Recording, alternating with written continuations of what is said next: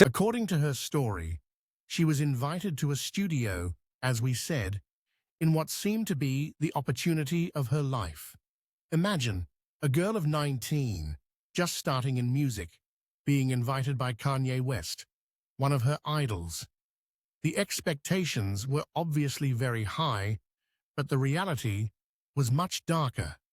Every time we would go to the studio with him, it was like, yeah, he wanted to work on music, but there was something just like he would pull up his laptop and he would have like bookmarks of all of our pages and like our Instagrams, our Snapchat, Twitter, all of that, and like our pictures saved. And even now, even like a year ago, I'm still getting DMs from people in the industry. Like, yo, like me and Kanye used to sit in the studio for hours talking about you and your manager. Like he was obsessed with you. And I was like, whoa, okay, crazy.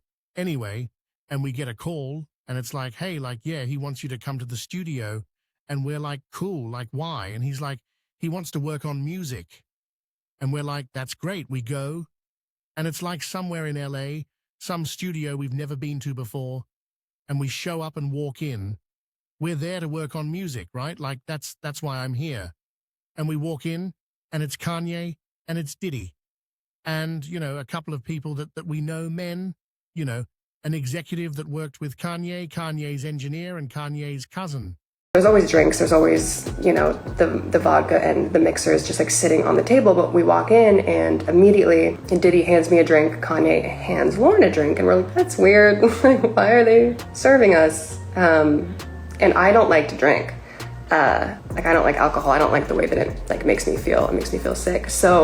But my manager, since the beginning, she was just like, I know you don't like to drink, but if someone famous hands you something to drink, even if you don't want it, just like hold it and like pretend, because you don't want to seem rude. And I was like, okay. And it was like a vodka cranberry, and I was like, oh, gross. And immediately I was like, there's something wrong. Like I couldn't explain it. I didn't know what to do. But I just like felt that there was something not right. I was 19 years old, like just left home a year ago, new in the industry. And like that seemed to like make them happy, like me like pretending to join in. And immediately I'm like, there's something in this drink. There's something in this drink. And I didn't know what to do. And I my manager was like across the room, but like close enough, but like not next to me. So I couldn't like whisper to her, but I wanted to tell her, I'm like, hey, don't drink this. There's something wrong with this.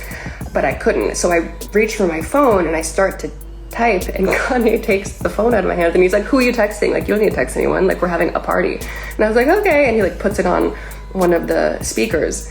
And I'm like, now what do I do? I don't know what to do. And I see my manager take a sip and I'm like, and then I see her take another sip, 2 sips out of this little vodka cranberry cup, dismisses the studio host. Like she's like, you can leave. And I'm like, oh my God, like what's going on? And the girls file out. They go to like a different studio, or they go somewhere.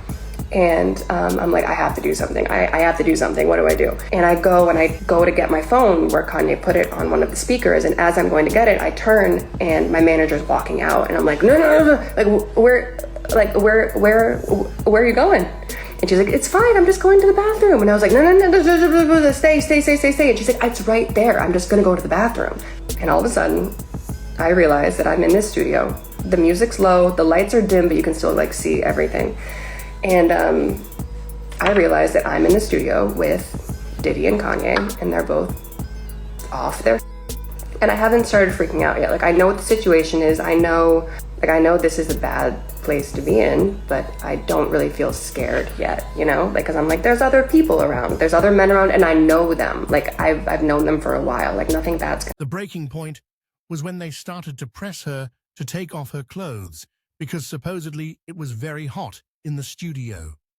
Nicki tried to keep calm, but the situation quickly escalated when they, without her consent, tore her shirt, leaving her practically naked against a wall. Towards me, and I'm like, okay, I don't know where my manager is, I don't know where anyone is, and they're coming towards me more, and they're trying to like take my clothes off. I'm like at that point where I'm like, this is not good, but I'm like still trying to like play it off, just like, stop, you guys are f***ing stupid, like get out of here, like don't touch me. A little bit scared. So they start trying, like, they're like pawing at me. Like, they're both drunk, probably on something else. I start to get a little bit apprehensive because I'm pretty much like backed up against the wall. Like there's only one exit and I'm pressed up against this door. And I'm still not completely terrified yet, but I'm like, you guys stop, like stop. And they're getting to the point where they have like ripped my shirt off. And like I'm like almost fully exposed at this point. And they're both coming at me.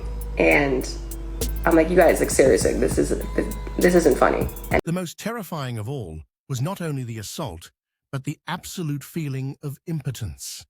Nicki told that at that moment, she looked at one of the other men present in search of help, and when trying to ask for help with his gaze.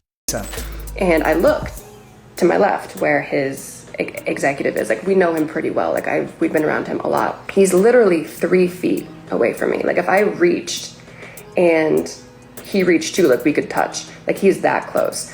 And I look and I'm like, hey, like I give that look where I'm just like, come on, like step in, like this isn't cool. Like you're a grown man, like you're like 50 years old. I know you have a family, like you know this isn't right, like do something.